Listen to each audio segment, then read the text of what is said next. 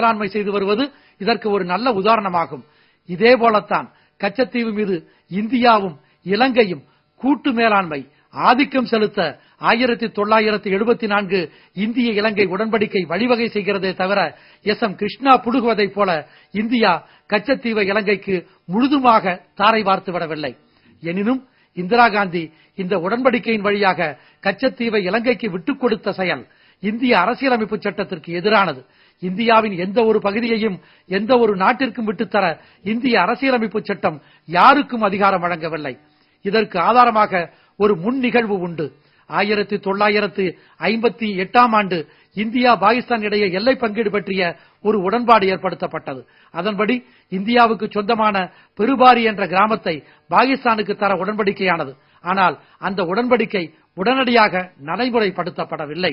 அந்த உடன்படிக்கையை நடைமுறைப்படுத்துவதில் அரசியலமைப்பு சட்ட சிக்கல்கள் இருப்பின் அது பற்றி தக்க விசாரணை நடத்தி ஆலோசனை சொல்லுமாறு அப்போது இருந்த குடியரசுத் தலைவரால் அரசியலமைப்பு சட்டம் 143(1) படி உச்சநீதிமன்றத்திடம் கோரப்பட்டது. உச்சநீதிமன்றம் 8 நீதிபதிகள் கொண்ட அமர்வை ஏற்படுத்தி விசாரணை மேற்கொண்டு அரசியலமைப்பு சட்டம் 368 கீழ் உரிய திருத்தம் கொண்டு வந்து மேற்படி உடன்படிக்கையை நிறைவேற்றலாம் என ஆலோசனை சொன்னது. அதன்படி அரசியலமைப்பு சட்டத்தில் உரிய திருத்தம் கொண்டு வந்த பிறகே மேற்படி உடன்படிக்கை நடைமுறைக்கு வந்தது. இந்த உண்மைகள் 1974 இந்திய உடன்படிக்கையில் கையெழுத்திட்ட இந்திரா காந்திக்கு நன்கு தெரியும். அந்த உடன்படிக்கையை வரவு செய்த அதிகாரிகளுக்கும் தெரியும். எனவேதான் 1974 உடன்படிக்கையின் 8வது விதியானது இந்த உடன்படிக்கை செல்லத்தக்கதாக்கப்பட வேண்டும் என்ற நிபந்தனைக்கு உட்பட்டது. எவ்வளவு விரைவில் முடியுமோ அவ்வளவு விரைவில் இந்த உடன்படிக்கையை செல்லுபடியாக்கக்கூடிய நடவடிக்கைகள் மேற்கொள்ளப்படும். மேற்படி செல்லுபடி ஆணை ஆவணங்களை இரு நாடுகளும் பரிமாறிக்கொள்ளும் நாளில் இருந்துதான் இந்த உடன்படிக்கை நடைமுறைக்கு வரும் என முத்தாய்ப்பாக சொல்லப்பட்டுள்ளது. Article 8 This agreement shall be subject to ratification. It shall enter into force on the date of exchange of the instruments of the ratification which will take place as soon as possible.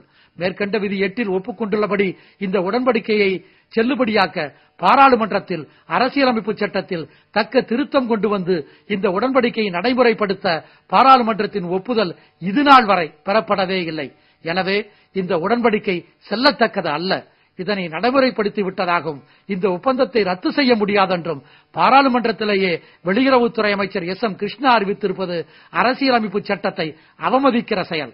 இந்த அவமதிப்புக்கு அவரது அமைச்சரவை சகாக்கள் பிரதமர் உட்பட அனைவரும் கூட்டு பொறுப்பேற்க வேண்டும். பாக் ஸ்ட்ரெய்ட் பாக் நீரிணை தொடர்பான நாம் முன்னர் குறிப்பிட்ட 1974 ஒப்பந்தம் பாராளுமன்ற ஒப்புதலை பெறாமல் நடைமுறைப்படுத்தப்பட்டுவிட்ட நிலையில் 2 ஆண்டுகளுக்குள்ளாக 1976 மீண்டும் எஞ்சிய பகுதிகளான மன்னார் வளைகுடா மற்றும் வங்காள விரிகுடா கடற்பகுதிகளில் இந்திய இலங்கை கடல் எல்லைகளை வரையறுப்பதற்காக ஒரு ஒப்பந்தம் மேற்கொள்ளப்பட்டது. முந்தைய 1974 உடன்படிக்கையில் இரு நாட்டு பிரதமர்களும் கையெழுத்திட்டிருந்தார்கள். ஆனால் இந்த 1976 உடன்படிக்கையில் இரு நாட்டு வெளியுறவுத்துறை செயலாளர்கள் மட்டுமே 24/3/76 அன்று கையெழுத்திட்டுள்ளார்கள். 1976 இந்திய இலங்கை உடன்படிக்கை 7 உறுப்புகளை அல்லது விதிகளை உள்ளடக்கியது. விதி 1 மன்னார் வளைகுடாவில் இரு நாட்டு கடல் எல்லை வரையறை செய்யப்பட்டுள்ளது. விதி 2 வங்காள விரிகுடாவில் இரு நாட்டு கடல் எல்லை வரையறை செய்யப்பட்டுள்ளது.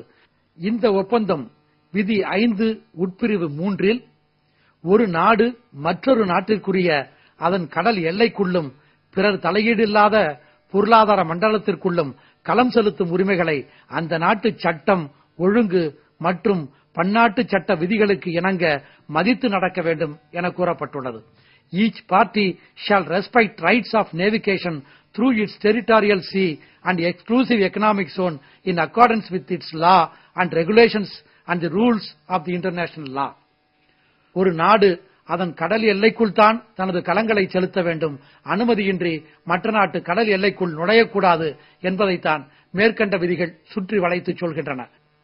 ஆனால் இந்த நிபந்தனையானது மன்னார் வளைகுடா மற்றும் வங்காள விரிகுடா கடற்பகுதிகளுக்குத்தான் பொருந்துமே அன்றி முன்னரே 1974 உடன்படிக்கைப்படி எல்லை வரையறை செய்யப்பட்டு விதிகள் வகுக்கப்பட்ட கச்சத்தீவை உள்ளடக்கிய பாக் நீரிணை கடற்பகுதிக்கு பொருந்தாது. அப்பகுதியில் இருநாட்டு மீனவர்களும் எல்லை தாண்டி மீன்பிடிக்கலாம் என்பது முன்னரே முடிவாகி போன ஒன்று. ஆயினும் இந்த புதிய 1976ஆம் ஆண்டு இந்திய இலங்கை உடன்படிக்கையின் விளைவாக மன்னார் வளைகுடா மற்றும் வங்காள விரிகுடா கடல் முழுதும் எல்லை கட்டுப்பாடின்றி ஆயிரம் ஆண்டுகளாக மீன்பிடித்துக் கொண்டிருந்த நம் நெய்தல் நில பூர்வகுடிகளின் பாரம்பரிய உரிமைகள் பறிக்கப்பட்டு விட்டன. எல்லை தாண்டினார்கள் என காரணம் காட்டி அவர்களை காணாப்பிணங்களாக்கிக் கொண்டிருக்கிறது இலங்கை கடற்படை. 1976ஆம் ஆண்டு உடன்படிக்கை விதி 5 உட்பிரிவு 3 படி பன்னாட்டு சட்ட விதிகளை இரு நாடுகளும் மதிக்க வேண்டும் என ஒப்புக்கொள்ளப்பட்டிருக்கிறது. பன்னாட்டு சட்ட விதிகளை மீறி இந்திய மீனவர்கள் மீது காட்டுமிராண்டித்தனமாக இலங்கை கடற்படை நடந்து கொள்ளும் காரணம் ஒன்றே போதும் இந்த ஒப்பந்தத்தை ரத்து செய்ய.